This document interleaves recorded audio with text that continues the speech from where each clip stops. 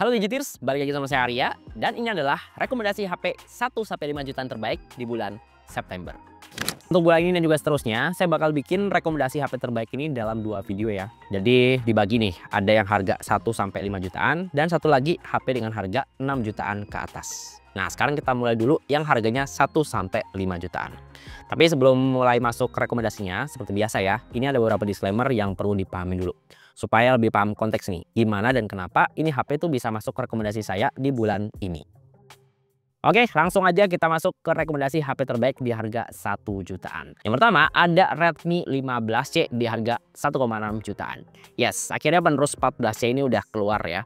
Yang satu dengan skin terbaru yang menurut saya sih ini HP yang one of the best lah desainnya di harga 1 jutaan. Sebenarnya secara spesifikasi masih mirip sih sama 14C ya. Kayak dia masih pakai G81, terus varian memori juga mulai dari 6/128. Nah, yang kena upgrade itu justru di baterainya ya, yang sekarang lebih badak di 6000 mAh, terus chargernya juga lebih ngebut di 33 watt. Nah, HP ini juga sebenarnya punya alternatif versi murahnya ya, yang mana itu ada di Poco C85 di harga 1,4 sampai 1,5 jutaan.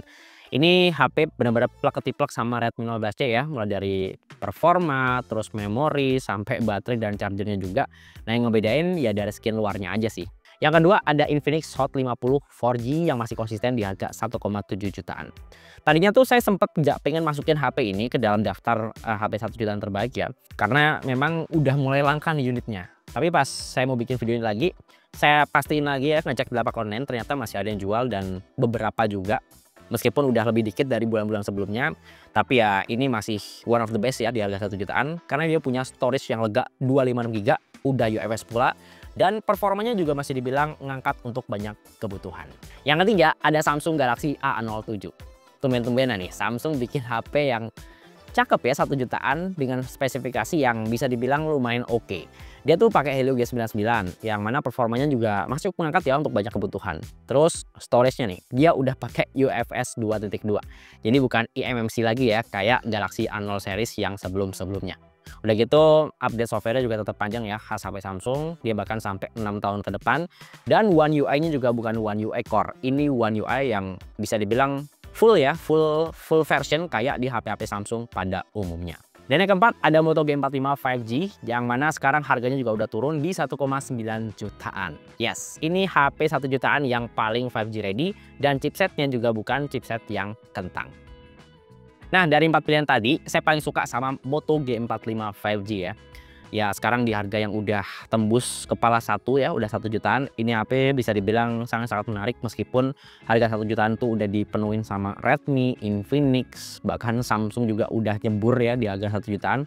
Tapi tetap sih Moto G45 ini punya performa yang lebih oke, desain yang cakep juga, kameranya mantap ya, apalagi videonya juga. Dan ini juga dibungkus sama software yang clean plus pinter karena punya fitur Smart Connect-nya Motorola. Lanjut untuk harga 2 jutaan ini memang dipenuhin sama lagi dan lagi ya keluarganya Transsion Group. Dan mungkin kita akan bosan melihat HP-HP di harga segini tuh pakai chipset yang mirip-mirip antara Helio G200, Helio G100. Ya udah muter gitu-gitu aja gitu. Malah nggak terlalu banyak HP yang 5G ready. Tapi tetap sih untuk harga 2 jutaan ini saya kayaknya perlu masukin HP yang 5G ready dan itu ada di Nubia Neo 3 5G. Ini HP memang nggak cuma 5G ready doang ya, karena dia punya spesialisasi sebagai HP gaming di harga 2 jutaan ya. Mulai dari desainnya, terus ada RGB-nya, punya tombol L1 L1 pula. Jadi cocok buat yang emang ngincer spek gaming yang bisa dibilang lumayan ngangkat di harga 2 jutaan. Yang kedua ada Infinix Note 50 Pro yang sekarang harganya udah turun di harga 2,5 jutaan. Kalau ngincer HP 2 jutaan yang udah pakai body metal, wireless charging, fix. Ini semua ada di Infinix Note 50 Pro. Dan yang ketiga ada Tecno Camon 40 ya. Ini favorit kita semua ya. Jadi buat yang ngincer HP 2 jutaan dengan spesifikasi kamera yang one of the best, HP ini sih jawabannya. Karena dia udah pakai sensor Sony, terus kameranya full frame, ada ultrawide ya, dan punya fitur AI yang juga sabrek. Ya, dari 3 pilihan tadi sebenarnya agak susah juga ya buat nyari yang paling bagus gitu karena ketiganya tuh masing-masing punya spesialisasi sendiri-sendiri. Tapi ya kalau harus milih dan kalau emang pengen nyari HP yang lumayan oke nih buat konten ya dengan fitur kameranya, terus hardware kameranya, bahkan fitur AI-nya yang sabrek yang bisa dipakai buat ngedit konten macam-macam. Ya Tecno Camon 40 ini susah sih buat nggak direkomendasiin di harga 2 jutaan. Terus untuk HP di harga 3 jutaan ini udah lumayan banyak ya pilihan 5G ready-nya dan bisa dibilang udah semakin mendominasi lah. Yang pertama ada Poco S7 yang sekarang harganya tuh di 3,3 jutaan. Ya ini HP 3 jutaan kita udah dapet paketan yang cukup lengkap ya untuk banyak kebutuhan kayak mesin kenceng, kamera juga full tim dan udah bisa nyebur ke dalam air. Yang kedua ada iQOO Z10 di harga 3,4 jutaan. Ya ini HP 3 jutaan dengan baterai yang terbadak ya yang pernah saya tahu ya. Ini kapasitasnya 7300 mAh. Dan yang ketiga ada Tecno Camon 40 Pro. Akhirnya nih buat yang dari kemarin tuh nungguin ini HP saya sebutin di harga 3 jutaan. Inilah saatnya. Ya kenapa saya pede nyebutin lagi karena memang si Tecno ini udah nge-restock HP-nya ya dan kita dapat di harga yang normal. Karena sebelumnya tuh ini HP tuh digoreng habis-habisan ya. Bahkan harganya tuh udah nggak normal lah, udah 4 jutaan ke atas ya dengan spesifikasi segitu. Tapi ini HP masih one of the best sih di harga 3 jutaan ya.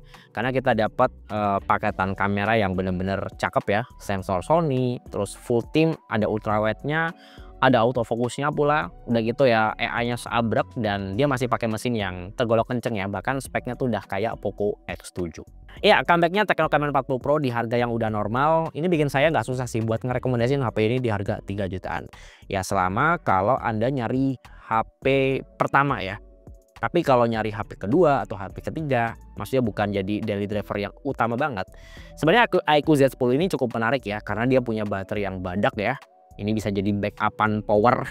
Udah gitu chipsetnya juga masih lumayan kenceng karena udah pakai Snapdragon 7S Gen 3. Oke lanjut untuk HP harga 4 jutaan di sini udah mulai didominasi sama HP-HP yang ngandelin spesifikasi gaming. Kita sebut aja ya, yang pertama ada Infinix Note 30 Pro. Ini yang varian setengah tera atau 512 GB nya udah dijual di harga 4,4 jutaan. Ya ini si paling gaming ya di harga 4 jutaan karena kita nggak cuma dapat desain yang gaming doang ya, tapi ada lampu RGB-nya sama punya tombol L1 dan R1 yang mana bikin gaming jadi lebih enak. Terus yang kedua, ini HP sebenarnya nggak terlalu gaming banget, tapi saya suka sama kombinasi antara desain, performa, kamera sama softwarenya. Yes, ini Moto H60 Fusion yang sekarang harganya udah turun dari 5 jutaan, sekarang cuma 4,6 jutaan. Dan yang ketiga ada Poco X7 Pro. Harganya udah naik lagi nih jadi 4,8 juta ya. Padahal sebelumnya gitu kita bisa dapetin di harga 4,6 jutaan. Tapi tetap sih di harga 4,8 jutaan pun ini HP masih sangat-sangat monster ya. Karena dia pakai mesin yang kenceng ya buat main game rata kanan. Storage-nya juga lega setengah tera ya. Dan yang paling saya suka tentu baterainya yang badak di 6000 mAh. Dan kalau harus milih, jujur saya nggak susah sih buat ngerekomendasiin Poco S7 Pro karena dia punya kombinasi yang terbaik ya dari segala sisi, mulai dari performa, terus kamera, terus storage-nya juga lega ya setengah tera dan bahkan baterainya juga badak di 6000 mAh. Dan yang terakhir untuk harga 5 jutaan ini emang udah didominasi sama HP-HP yang bisa dibilang good looking, nggak cuma sekedar jualan spesifikasi atau baterai badak doang. Yang pertama ada Vivo V50. Ya, ini HP emang lebih lawas ya, karena kan penerusnya udah nongol tuh V60. Tapi ya bisa dibilang ini HP jadi makin menarik karena harganya tuh sekarang udah turun ya. Bahkan yang varian 12/256 GB, kita udah bisa dapetin di harga 5,2 jutaan. Ya, di harga 5 jutaan ini punya formasi kamera Zeiss ya, dan udah pakai triple 50 megapiksel semua. Terus yang kedua ada iQOO Neo 10 di harga 5,4 jutaan. Ya sebenarnya varian memorinya cukup banyak ya, tapi kalau pengen yang ngincer 5 jutaan kecil sih 8/256 GB ini sebenarnya udah oke banget ya. Karena ya dari segi spesifikasi yang lain ini HP tuh lumayan ngangkat ya. Gak cuma ngandelin performa kencang 8S Gen 4-nya, tapi udah di backup sama baterai badak 7000 mAh dan charger yang super ngebut di 120 watt. Terus yang ketiga ada Samsung Galaxy A56 yang harganya juga udah turun di 5,7 jutaan. Ya ini seri A terganteng dan terbaru yang bisa kita beli saat ini ya. Dan update-nya juga super panjang sampai 6 tahun ke depan. Jadi ya mending saya saranin ambil yang varian paling tinggi 12/256 karena ya lebih future proof dan harganya juga udah semakin turun. Dan yang keempat ada Poco F7. Harganya agak naik tipis ya karena sekarang kita kalau ngelihat di lapak-lapak online itu harganya udah di 5,9 jutaan. Jadi udah agak mepet nih sama harga 6 juta. Tapi nggak apa-apa. Dengan harga segini kita bisa dapetin spesifikasi yang bisa dibilang mirip sama iQOO Neo 10, cuma dia varian yang memorinya tuh lebih lega ya karena udah pakai yang setengah tera.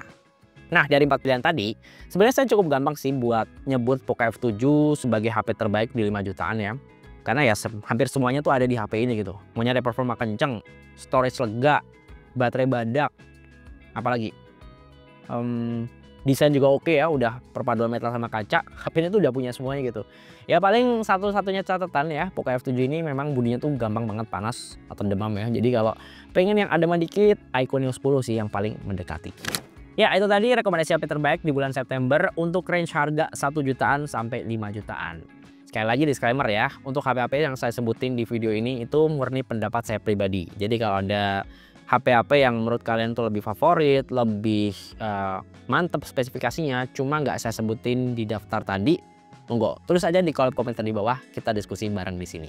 Ya, terima kasih udah nonton video ini sampai selesai, dan semoga video ini bisa ngasih referensi ya, terutama buat yang emang lagi pengen hunting HP di bulan September, terutama untuk harga 1 jutaan sampai 5 jutaan. Nah, untuk ngecek spek lengkap dan link HP yang saya sebutin tadi, itu udah saya taruh di kolom deskripsi di bawah ya. Ya, di sini dengan saya Arya dan juga kamera ada Tama. Sampai ketemu di video berikutnya.